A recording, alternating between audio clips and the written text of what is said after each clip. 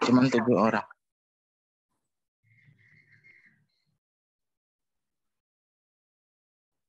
Oke, yuk mari kita lanjutkan pembahasan kita. Nah, hari ini kita mau bahas topiknya adalah tentang cahaya. Nah, apa topik kita, Nak? Tentang cahaya.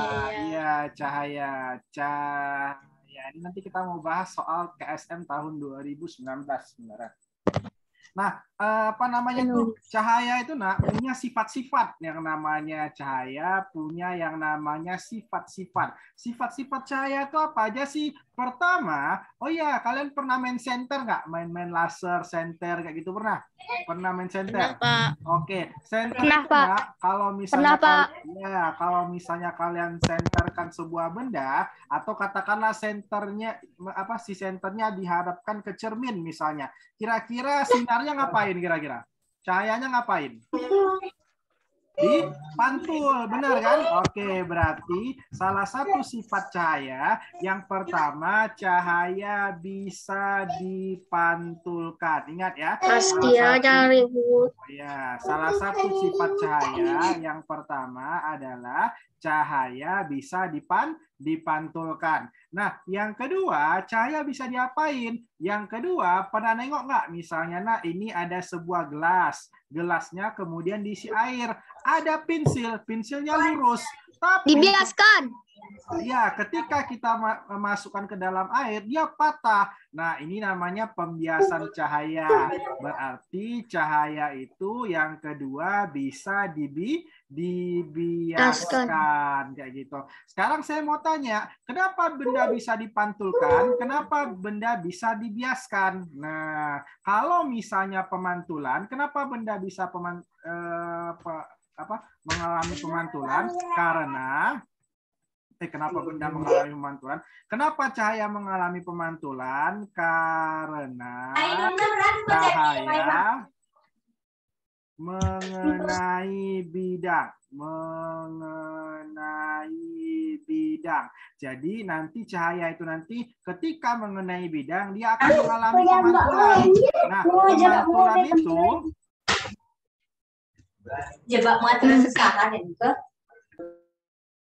Nah, pemantulan ketika cahaya mengenai bidang ada dua. Pertama, namanya adalah pemantulan baur. Yang kedua adalah pemantulan baur. Pemantulan ini apa namanya istilahnya tuh yang tidak rata kayak gitu. Yang kedua namanya adalah pemantulan sempurna. Nah, pemantulan sempurna itu biasanya itu terjadi pada kaca kayak gitu atau bidang yang rata ya. Oke, nah dibiaskan, kenapa cahaya bisa dibiaskan? Karena cahaya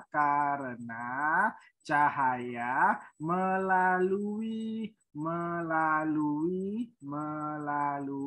dua medium yang berbeda. Dua medium itu bahasa fisika, bahasa Indonesianya adalah tempat yang berbeda,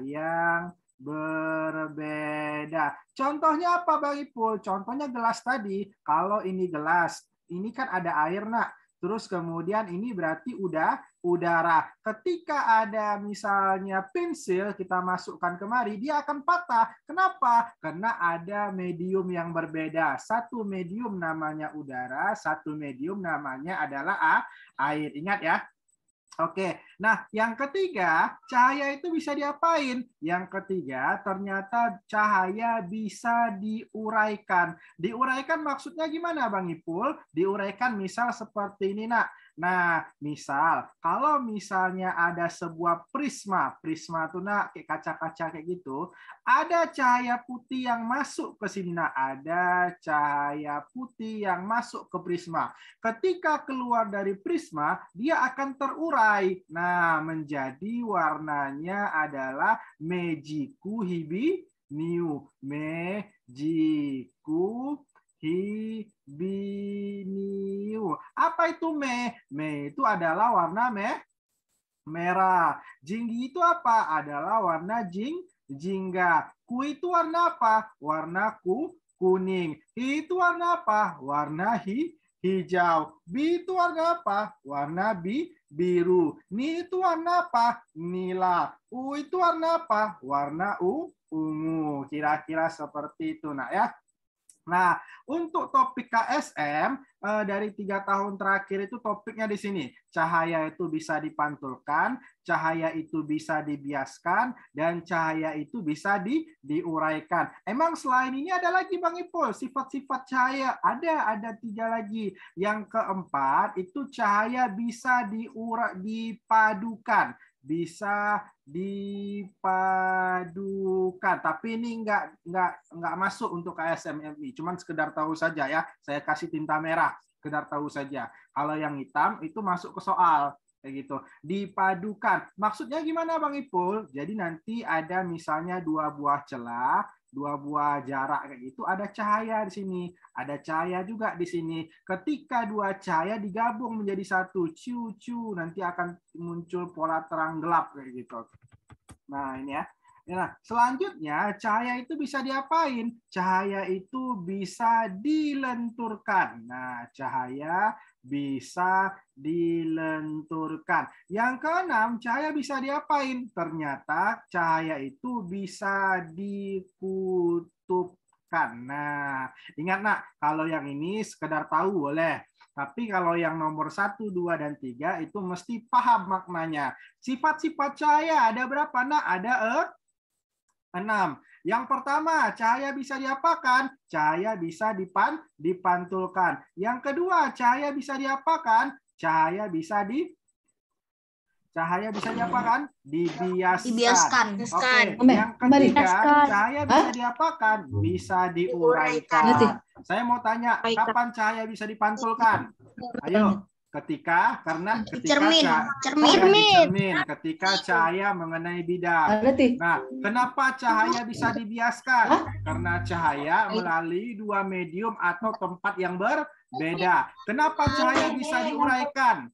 Ya, diuraikan ketika dia melewati ini nak ya, melewati prisma atau melewati benda-benda seperti prisma. Oke, paham ya? Sampai di sini ada pertanyaan? Paham, Pak. Paham ya? Oke, kalau paham mari kita jawab tiketnya soalnya. 17, 18, 19. Pak, itu nomor 6 apa itu, Pak? Dikutupkan. Ya. Pak. Ya, nak? Oh, ini Medan Zone. Ya, nak, ada yang mau bertanya? Ya, silakan, nak. Maksudnya dikutupkan apa, Pak? Oh, maksud dikutupkan itu apa? Ya, ini saya jawab ya. Jadi, apa maksud dikutupkan? Dikutupkan itu, nak, jadi ceritanya cahaya itu, nak, nanti waktu di SMA, ini agak panjang sedikit ceritanya. Waktu di SMA, kita tahu nanti akan dikasih tahu ternyata cahaya itu bisa dianggap sebagai benda, atau partikel. Nah, cahaya itu bisa dianggap sebagai gelombang. Nah, gelombang ini waktu SMA nanti nih ceritanya. Nah, waktu gelombang itu cahaya ini masuk gelombang mana? Ternyata cahaya itu masuk ke dalam gelombang elektromagnetik. Artinya dia bisa merambat tanpa ada medium kayak gitu. Nah, yang namanya elektro itu berhubungan dengan listrik, nah. Yang namanya listrik saya pasti ada kutub positifnya, pasti ada kutub negatifnya kayak gitu. Ya, silahkan siapa namanya nih? Asmi, siapa namanya? Ada lagi nak yang mau bertanya? Saya, Pak. Ya, silahkan nak, Saifa. Tadi ada yang Kak ada yang menanya, maksud dilenturkan tuh gimana? Oh, maksud dilenturkan. Ya, apa namanya tuh? Ini kebetulan saya ini nak ya, saya beritahukan bahwasanya untuk yang garis merah 456 itu belum pernah masuk di KSM. Tapi ini sebagian sifat-sifat cahaya. Tapi nomor 1, 2, dan 3 itu masuk ke dalam soal KSM. Nah, bagus, ada pertanyaan. Kalau dilenturkan tuh gimana, Bang? Jadi nanti karena ini waktu SMA juga kejadiannya. Waktu di SMA nanti karena nanti kalian akan praktikum, ada namanya celah.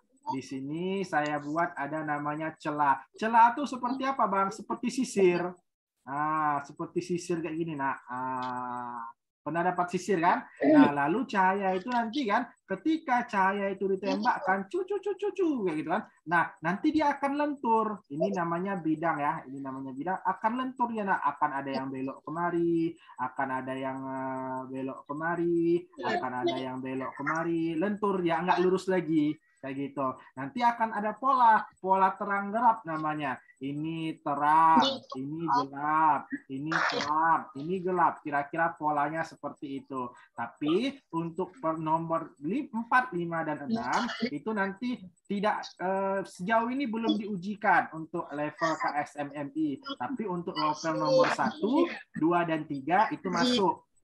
Nah, tapi ingat, ke-6-6-nya merupakan sifat dari cahaya. Paham sampai sini kira-kira? Paham, Pak. Oke, ya sekarang kita masuk ke soalnya ya.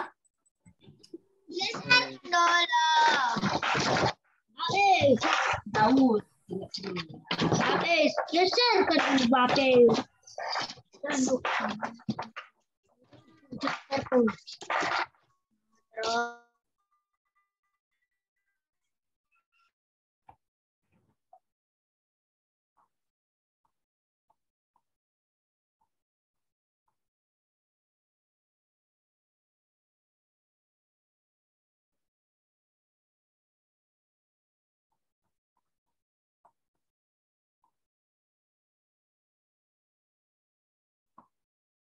Ya, saya copy soalnya.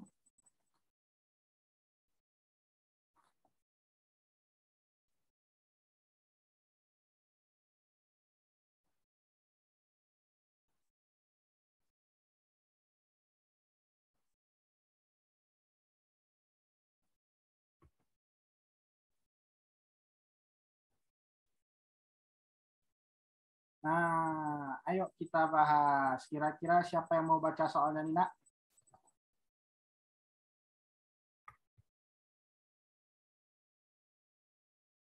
Bentar ya, ini masih loading.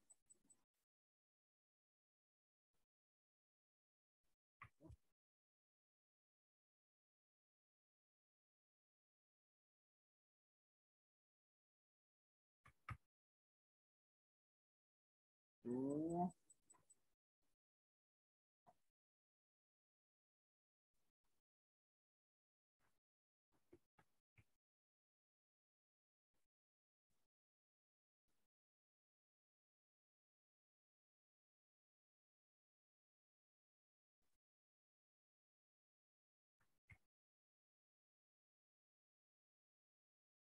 Oke, siapa yang mau baca soal ini, Nak? Nah, mungkin soalnya sudah pernah dibahas juga ya. Siapa kira-kira yang mau baca nih? Andara mana Andara? Andara, silahkan baca, Nak ya. Ada Andara, ya silahkan baca, Nak. Soalnya, Nak. Jika ada cahaya.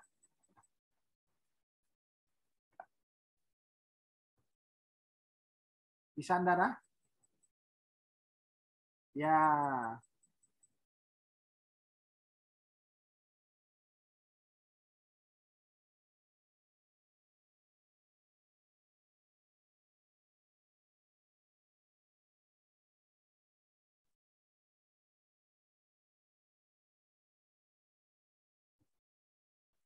Coba ya.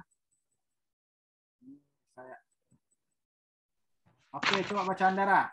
Ya, udah bisa Andara. Coba. Sekali bertanya.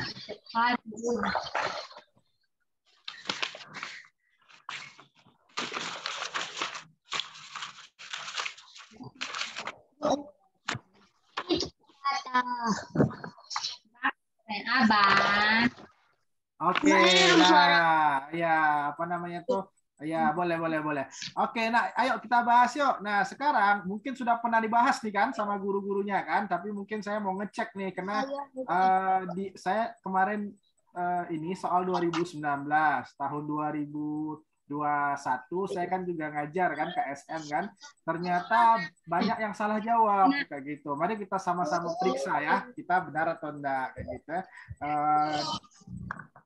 Oke, yuk mari kita bahas dulu. Nah, oke, yuk. Saya baca soalnya. jika ada cahaya matahari. Nah, ini nak ya. Jika ada cahaya matahari setelah hujan berhenti, maka cahaya tersebut dapat menembus tetesan air hujan di udara. Kerapatan udara dan tetesan air hujan berbeda. Maka ketika, nah ini soalnya nak, maka ketika cahaya matahari merambat dari udara ke tetesan air hujan akan mengalami apa kira-kira nak? A. Penggabungan cahaya, B. Pemantulan cahaya, C. Pembiasan cahaya, atau D. Penyebaran. Yang mana jawabannya kira-kira? Penyebaran, Pak. Penyebaran. Penyebaran. C, Pak. C. Pembiasan. Oke, yuk. Nah, sekarang kita bahas nak ya. Nah, kalau misalnya kita lihat gambar,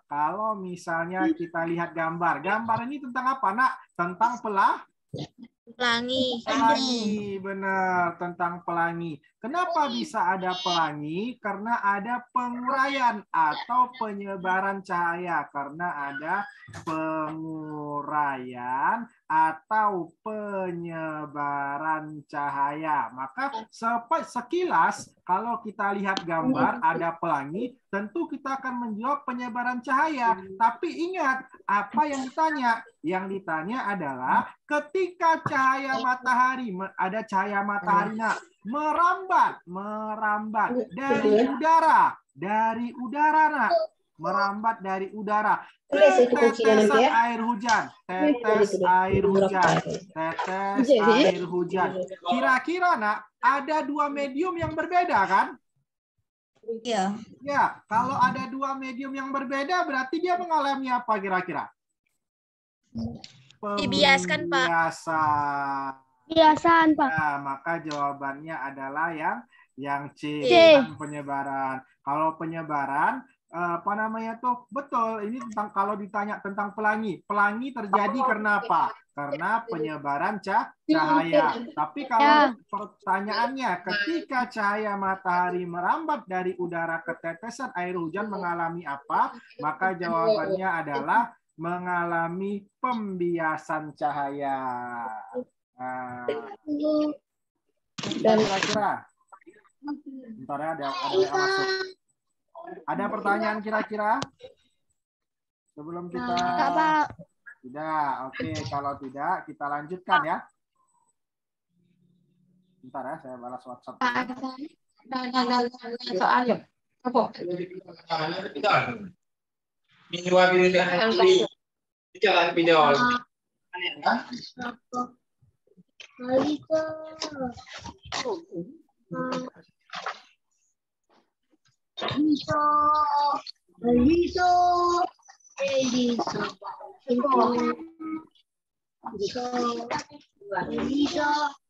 Nah, yuk mari kita ini nak ya. Nah, paham ya? Nah, kalau paham, mari kita lanjut ke materi kita selanjutnya. Yang lama.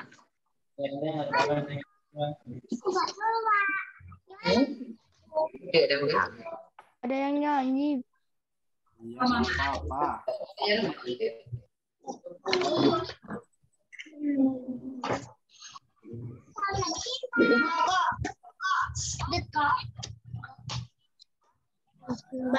Bagus.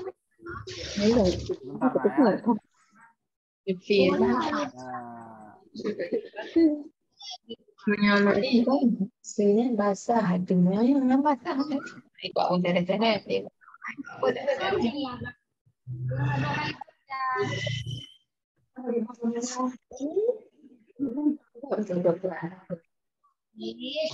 Tutupnya aja udah. Yuk, mari kita lanjut ke soal berikutnya. Nah, kemarin kita sudah bahas tentang yang namanya energi, kayak gitu. Nah, energi dalam fisika kemarin ada berapa nak jenisnya? Ada tiga. Ada tiga. Pertama ada namanya energi kinetik, yang kedua ada namanya energi potensial, yang ketiga ada namanya energi yang ketiga ada namanya energi mekanik. Nah, yuk mari kita jawab soal ini. Nah, perhatikan soal ini nak. Soal ini adalah soal KSM Provinsi NI 2021. Nah, mungkin sudah pernah dijawab sebelumnya. Ini kan berbohong. Iya. Nah, mungkin sudah pernah dijawab sebelumnya. Saya bacakan soalnya ya. Sepeluru dengan massa 40 gram ditembakkan miring ke atas membentuk sudut 37 derajat terhadap arah mendatar dengan kecepatan awal 50 meter per second. Besarnya energi kinetik peluru saat 1 detik setelah ditembakkan adalah titik-titik berapa. Nah, ini kita mau bahas dulu materi ya. Materinya seperti apa. Nah, anak-anak, gerak gerak berdasarkan lintasan dibagi jadi 3. Yang pertama ada namanya gerak lurus. Gerak lurus itu apa? Ya gerak pada lintasan lurus kayak gitu. Yang kedua ada namanya gerak melingkar. Gerak melingkar itu apa? Ya geraknya dalam keadaan melingkar. Yang ketiga ada yang namanya tuh gerak parabola. Gerak parabola itu ya kalau kita pernah main bola, bola itu kan geraknya kayak gini ya. Nah, inilah yang disebut dengan gerak parabola berdasarkan lintasannya kayak gitu. Lalu kemudian gerak lurus ini pun nanti akan dibagi jadi 2. Yang pertama namanya adalah gerak lurus beraturan, yang kedua namanya adalah gerak lurus berubah beraturan. Jadi mungkin besok tema kita di sini ya, tema kita besok kayak gitu.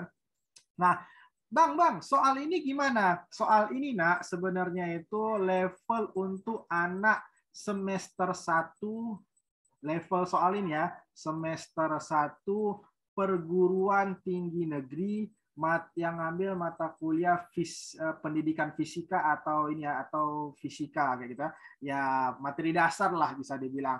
Tapi ini diujikan untuk anak SD atau anak min ya. Kenapa? Karena ya Olimpiade atau KSM itu soalnya selalu bertingkat-tingkat di atasnya. Jadi kalau anak MI itu tingkatannya itu MTS, MA atau tingkatan kuliah kayak gitu. Nah, kalau kita mau jawab soal ini nak pakai hitungan anak kuliah agak repot. Jadi cara menjawabnya gimana? Ingat saja ini. Cara ngejawabnya ingat saja.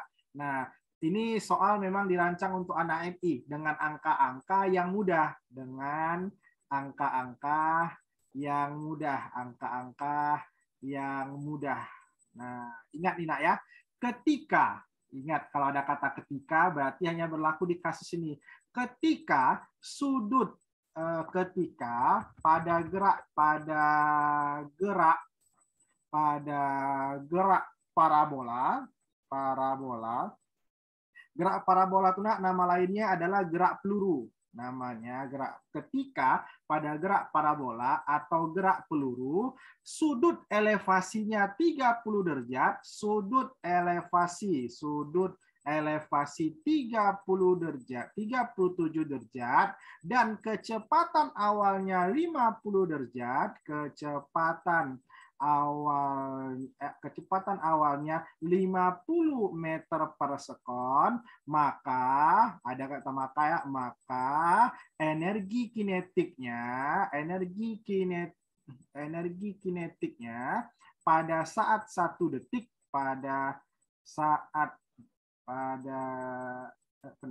energi kinetiknya pada saat 1 detik ya. Ini ya saya terus karena maka energi kinetiknya. Tunggu, ini enggak bisa nih karena ada 1 detik. Paksa kita hitung nih. Yuk kita hitung dulu yuk. Tadi saya pikir tadi energi kinetik puncak. Kalau energi kinetik puncak bisa langsung kita hitung. Nih saya cancel ya. Oke yuk, ini terpaksa kita hitung nih. Nah, cara ngitungnya gimana Bang Ipul? Yang pertama karena kita tahu bahwasanya gerak peluru itu sama dengan gerak parabola. Gerak parabola itu seperti ini nak. Titik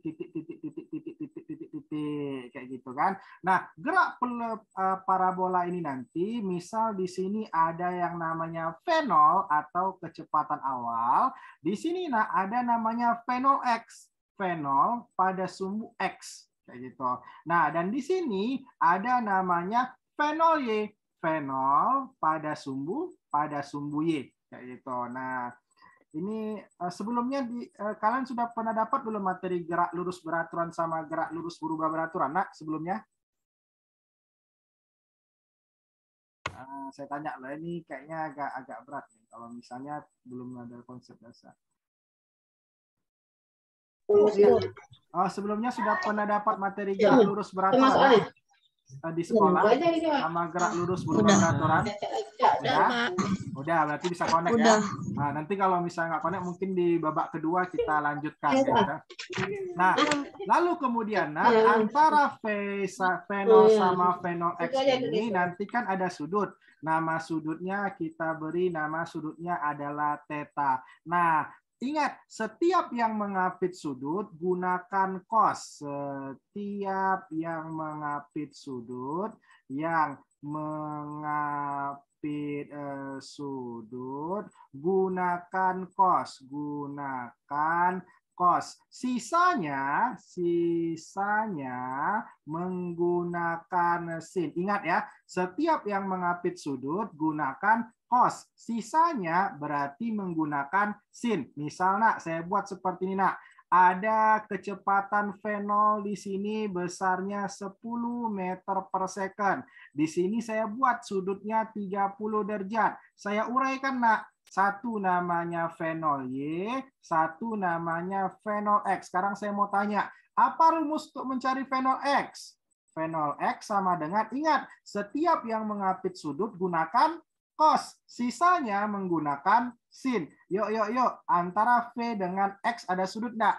Ada sudut 30, maka pakai cos. Maka di sini V cos 30 derajat. Kalau pada sumbu Y enggak ada sudut, maka persamaannya adalah fenol Y sama dengan V sin 30. Oke nak, berhubung waktu kita tinggal beberapa detik lagi, yang penting tahu dulu ini, bahwasannya yang mengapit sudut pakai cos, yang tidak mengapit sudut pakai sin. Apa itu sin? Apa itu cos? Kita akan bahas itu di babak kedua. Oke, jangan kemana-mana, kita rehat sejenak bareng-bareng 10 menit, lalu kita akan kembali lagi dengan materi lanjutannya. Oke, assalamualaikum. Kita rehat dulu ya.